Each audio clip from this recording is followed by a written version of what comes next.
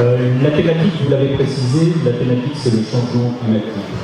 Dans nos écoles, dans nos collèges, dans nos lycées, nous avons transformé cette thématique pour l'intituler le réveil climatique. Et pourquoi le réveil? Eh bien, c'est qu'effectivement, nous sommes tous des assassins. Vous êtes des assassins, je suis un assassin. Tous les jours, nous assassinons notre père. Les mégots de cigarettes qu'on jette par terre négligemment, les canettes qu'on ne recycle pas, les exemples sont multiples. Cette terre, on l'abîme, et cette terre, on va la laisser effectivement dans un état que nos enfants, nos petits-enfants, nous reprocheront si on est encore là pour entendre ces reproches. Cet événement aujourd'hui est bien sûr un événement de culture scientifique. Ce sont 10 jours de manifestations qui vont avoir un retentissement dans les écoles, dans les collèges, dans les lycées du territoire.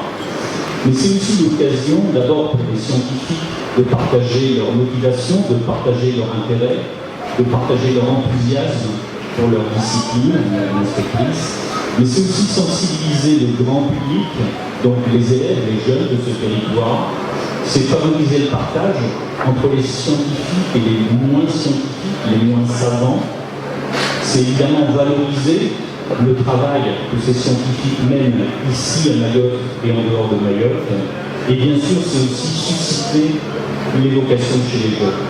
Alors je le disais en aparté tout à l'heure, ici bien sûr, il se passe énormément de choses. Mais dans les écoles, les collèges et les lycées, pendant les jours qui viennent, il va se passer aussi énormément de choses. Tous les établissements scolaires, toutes les structures scolaires de Mayotte se sont rassemblés autour de cette thématique et c'est déjà un succès de pouvoir se dire qu'on peut mobiliser la jeunesse de ce territoire autour de l'environnement, autour du développement responsable, autour de la science. Et cette journée en est la preuve.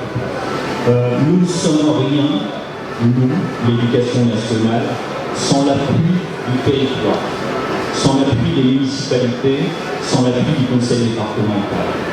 Mais nous ne serons rien non plus sans l'appui des associations.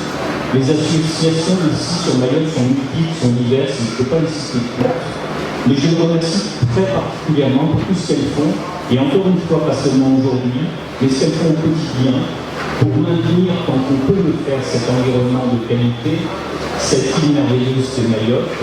Et je dirais que si j'avais un souhait à porter, ce serait de pouvoir revenir dans 10 ans et trouver une meilleure qualité de vie encore que celle d'aujourd'hui sur Mayotte. Merci à vous.